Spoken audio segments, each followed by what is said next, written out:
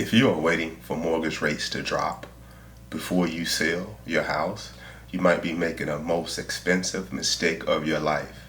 Hey, welcome back.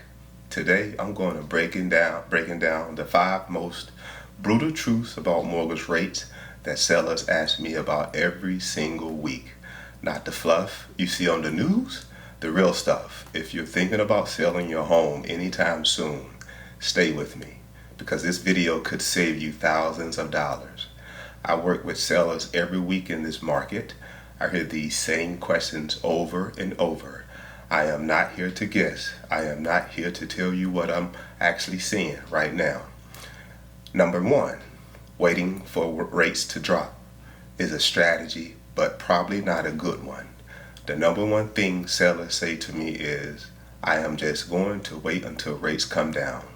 That makes sense on the surface, but here's the problem. When rates drop, every buyer who was sitting on the fence jumps into the market at the same time.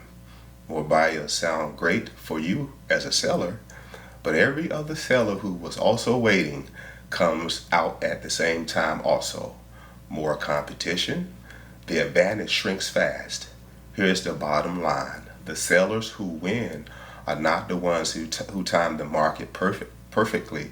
They are the ones who position their house perfectly, no matter what rates are doing. Brutal truth number two, buyers are not gone. They just change their math. A lot of sellers think that because rates are higher, buyers disappeared. That is not true. What actually happened is buyers adjusted. They are buying smaller. They are buying into different zip codes. They are asking for more concessions like closing cost help or rate buy downs. They did not vanish. They just got smarter and more demanding. So if your house has been sitting with no offers, the problem probably is not rate. The problem is price, condition, or how it's been marketed. Rates are just the excuse. Brutal truth number three. The rate your buyer gets affects your sale price directly. This one surprises a lot of sellers. They think that is the buyer's problem, not mine. Wrong. The higher the rate, the less house a buyer can afford, which means they can offer less money. It is directly connected. Your price, your sales price, and their rate are tied together whether you like it or not. This is why some smart sellers are now offering to pay for a rate buy down, helping the buyer get a lower rate by covering part of their cost up front. It can make the difference between a sold sign and a stale listing. Real quick, if this is already making you think differently about your situation, please click the like, subscribe, and notification button right now. Now let's keep going, because the last two truths are the ones most sellers never hear. Brutal truth number four. Your equity might be bigger than you think, and it changes everything.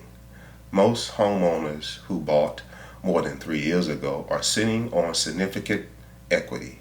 Values went up and have not crashed back down in most markets. Even if your house sells for a little less than it would have a few years ago, you might still walk away with more money than you expect before you decide not to sell because of rates. Find out what your actual equity number is, your number first, then make your decision.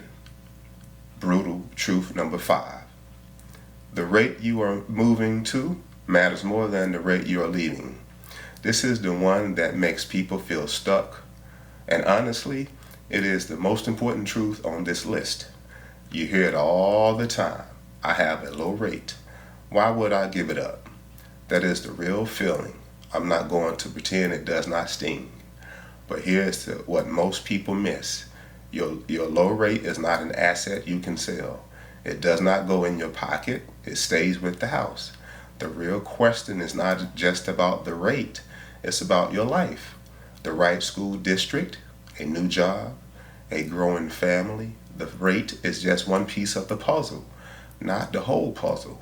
Stop asking, what is the rate? Start asking instead, what is the cost of staying? Sometimes the most expensive decision you make is not moving, your life is telling you to move. Here's what I see over and over again. Sellers use the same rate as a reason to wait. But when we actually sit down and look at the equity, look at the life situation, look at where they want to be in 2 years, the rate stops being the whole conversation. The rate was never really the problem. It was just where the fear was hiding. So let's bring this home. Your 5 brutal truths one more time, fast. Truth number 1, waiting for rates to drop sounds smart, but the whole market moves with you. Truth 2, buyers are not gone. They just changed their math. Truth number 3, the rate your buyer gets affects your sale price directly.